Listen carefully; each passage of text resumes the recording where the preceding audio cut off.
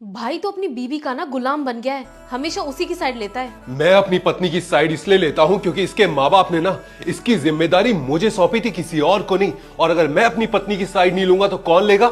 और अगर इस बात के लिए तुम मुझे बीवी का गुलाम कहते हो तो मुझे खुशी होगी अपनी पत्नी की इज्जत के लिए उसका गुलाम कहलाने में।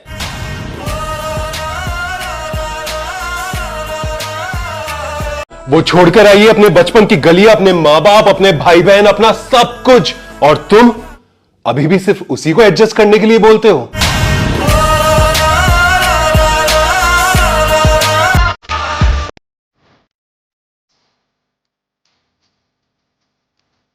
सुनिए, मैं अपने फ्रेंड्स के साथ डिनर पर जा रही हूँ। ठीक है, आराम से जाना। हाँ, आप पूछेंगे नहीं कि कौन कौन जा रहा है साथ में?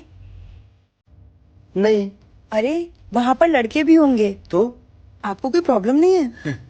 नहीं। यार कभी तो शक कर लिया करो, कभी तो इनसिक्योरिटीज दिखाया करो। देखो, ये तुम्हारी लाइफ है, इसमें सबसे पहला हक तुम्हारा है।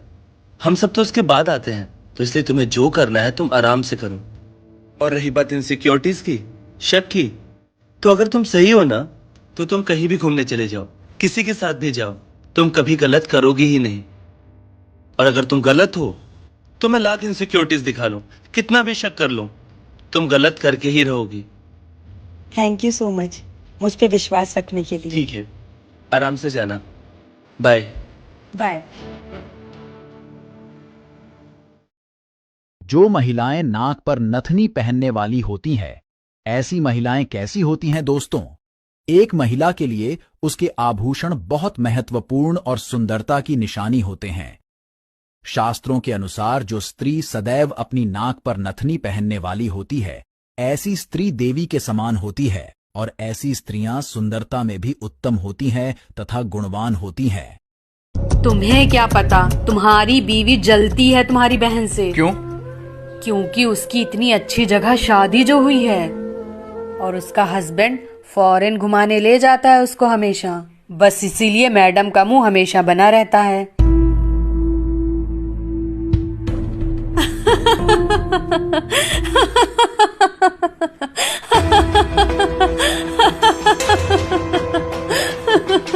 ये क्या पागलों की तरह हंस रही हो?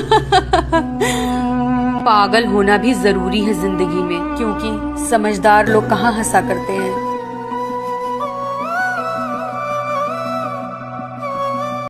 अर्शी, बहन बोल रही थी कि तुम घर में किसी भी काम में उनका साथ नहीं देती हो। क्या? अल्लाह गवाह है कि मैं सारा काम खुद करती हूँ, फिर भी पता नहीं वो ऐसा क्यों बोल रही हैं। अच्छा रो नहीं, एक काम करना, आज के बाद तुम घर का कोई काम मत करना, ठीक है? लेकिन क्यों? क्योंकि जब सब कुछ करने के बाद भी तुम्हें गलती बोला जाता है तो गलती सही। लेकिन मेरी बात तो सुनिए। कुछ नहीं सुनना है, अब तुम अपने तरीके से जियो, ठीक है?